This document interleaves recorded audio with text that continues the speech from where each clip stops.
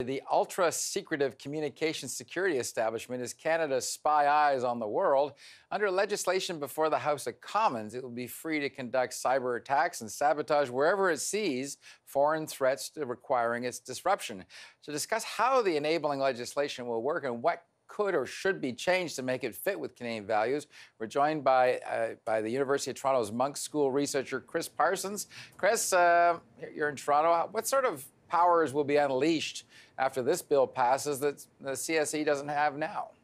Well, one of the major changes in this piece of legislation will be to formally authorize the CSE to engage in active operations.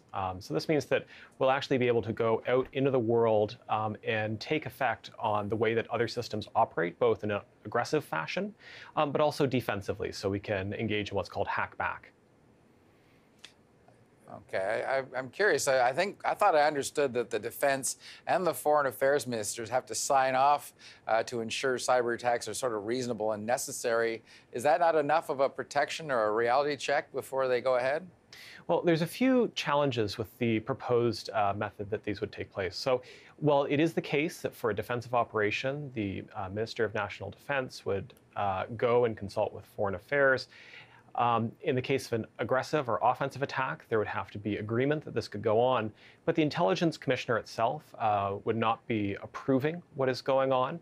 And indeed, one of the concerns that we have is efforts in the world can have very significant effects on Canadians. So as an example, if we engage in operations that affect encrypted communications or anonymity tools, that we may be doing it for a legitimate purpose, but doing so could detrimentally affect the charter rights of Canadians who use the very same tools. So it's not a case where we can just go out into the world and not have an effect on Canadians.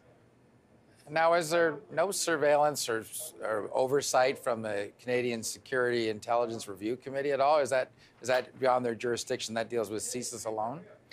So under the proposed legislation, what's the body that currently oversees CSIS would be in charge of overseeing a great deal more. And so they would be able to review after the fact operations that the CSE had engaged in. So that would include these offensive cyber attacks or defensive attacks, as well as foreign intelligence operations and cybersecurity efforts. But they're a review agency. They'd be looking after the fact, and there wouldn't be a control mechanism, such as by a judge or some equivalent, to confirm indeed that the activities that are being undertaken are proportionate and do not unduly infringe on Canadians' charter rights. Help me understand one thing, Chris. Like, say, I mean, this is mostly in the foreign purview, what the CSE looks at. What if domestic communications go overseas, which they do routinely? Does that open up Canadians to certain vulnerabilities when it comes to the communications security establishment?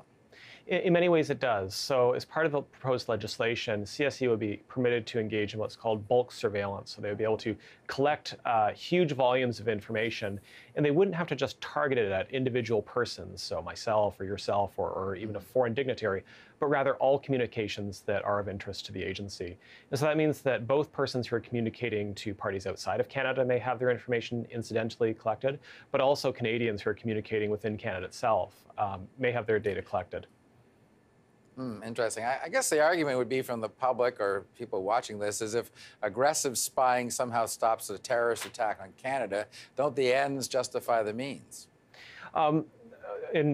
I can understand that argument, but I think what we can do and what we've done in this report that myself and colleagues at CIPIC, the law clinic at the University of Ottawa, have done, are outline a series of over 50 recommendations that would enable the CSE to engage in its operations in a way that is constitutionally sound, protects the rights of Canadians while also furthering our national security. So I don't think it's an either or. I think it's a situation that we need to look at the powers that are being proposed, find ways of identifying how they can be used in an appropriate manner, and then codifying the law to ensure that we don't unduly infringe on our rights.